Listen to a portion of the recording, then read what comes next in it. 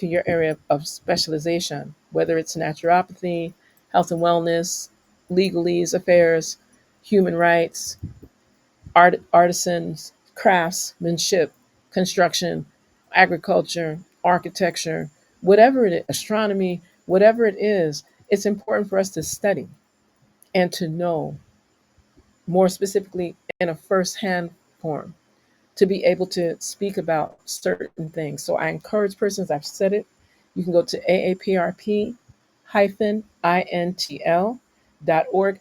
For those persons that aren't familiar with the All African People's Revolutionary Party, when you go to the site, don't lean back. Just know that this is an organization that has a legacy, a history beyond a half of a century. So it's just that you just didn't know right now, but you probably have been around persons that have been around the AAPRP. You know, there's other organizations like the UNIAACL. Just put in Garvey, and you will find a host of materials, publications. If you don't want to read a whole lot of books, because many of the books are very long, they're coming in audiobooks now. But you also can see films, short films.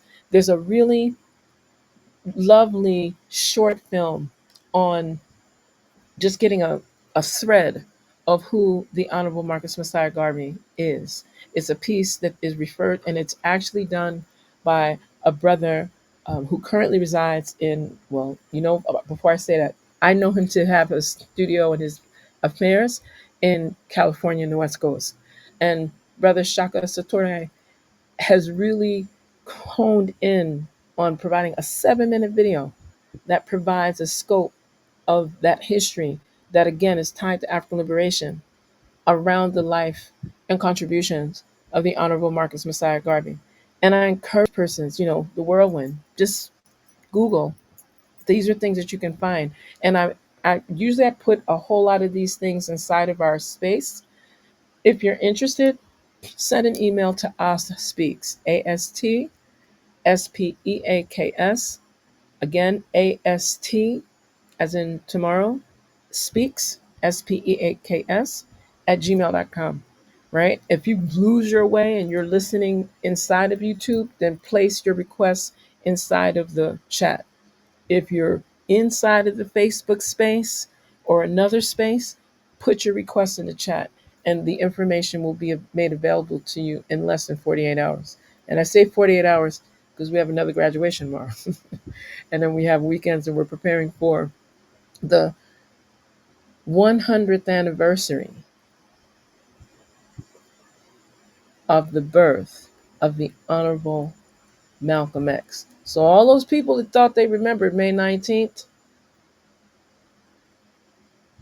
exactly, 1925.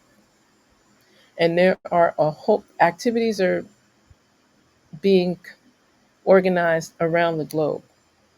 There's more activities. Usually I can keep up, but this time absolutely not because there are observances, honoring his centennial of what would have been his 100th birthday all around the world.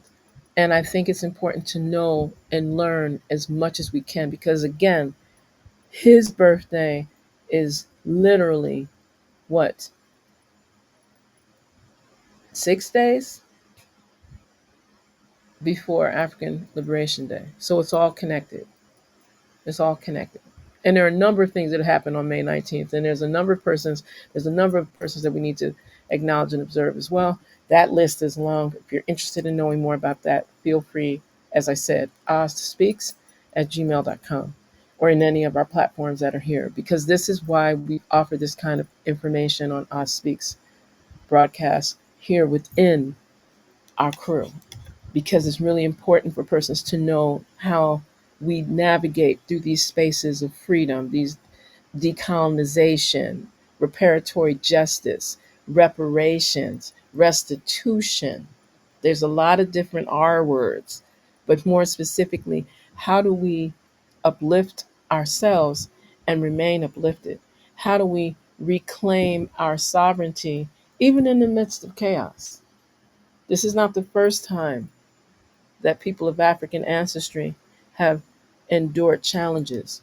in societies, in called civilizations. This is not the first time.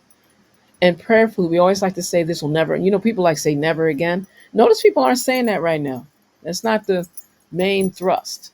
Our thrust is to thrive, not just survive, not just die for the revolution, but live for the revolution. Live through the revolution, not just truth as power, as one of our eldresses here, Dr. Alethea, shared with us, but to authentically